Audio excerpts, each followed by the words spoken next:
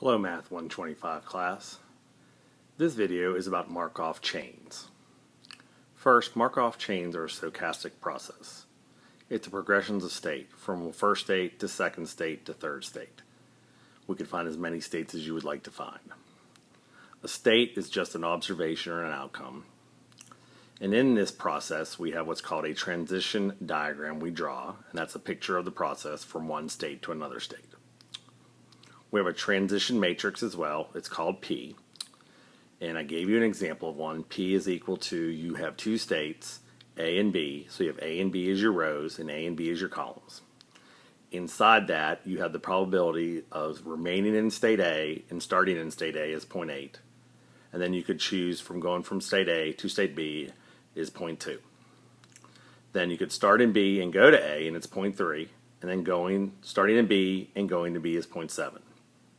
Probabilities are between 0 and 1. So, each one of these transition matrices will be a square matrix. Each row and column will be for each state.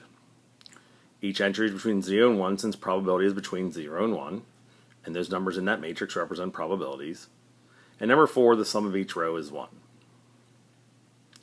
We also, in this process, have what's called a initial state probability matrix.